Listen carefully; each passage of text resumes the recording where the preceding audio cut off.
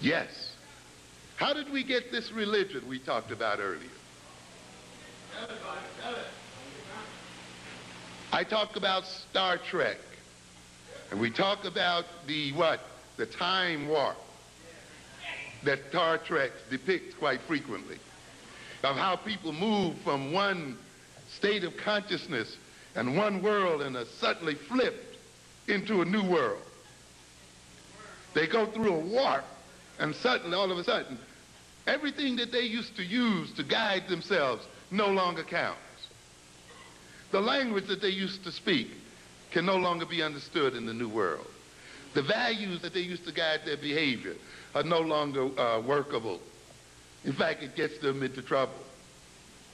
The gods, the culture, the nature of the social relations, and all of the things that they used prior to meeting the warp no longer suffice.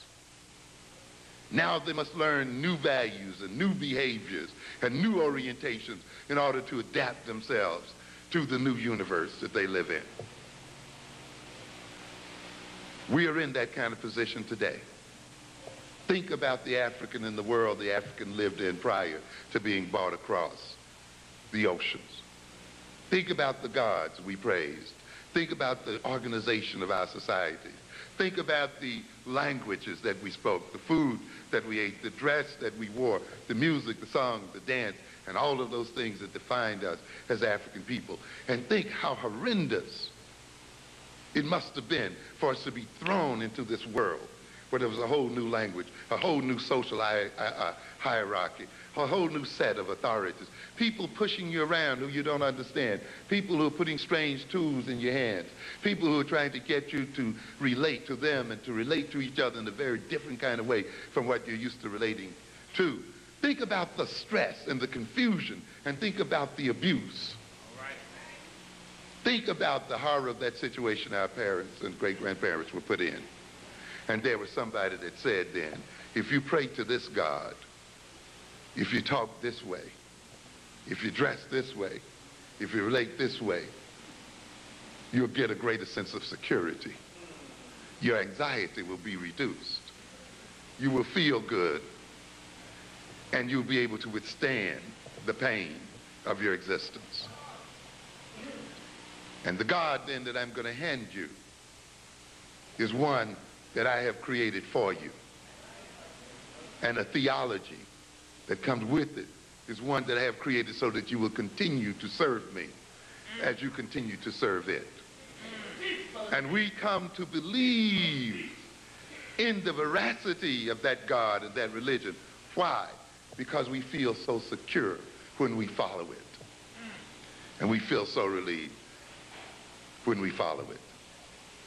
And yet we wonder why, despite all of our prayers, despite all of our devotion, we still suffer the way we do. I often ask the question,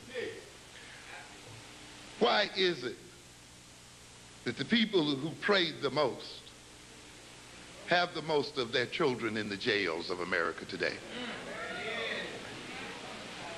Who shout and kick over the benches and so forth, are filling up the prisons and have the children killing each other and addicted out here in these streets.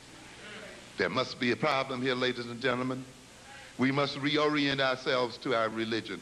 We must reorient ourselves to our gods, because apparently we don't have the appropriate orientation. Because as that book you read says, you can tell a tree by what? The fruit it bears.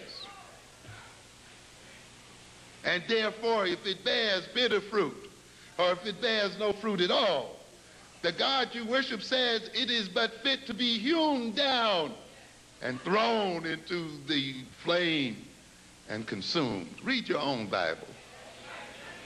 It gives you a very practical measure as to whether the religion you're pursuing is an appropriate one.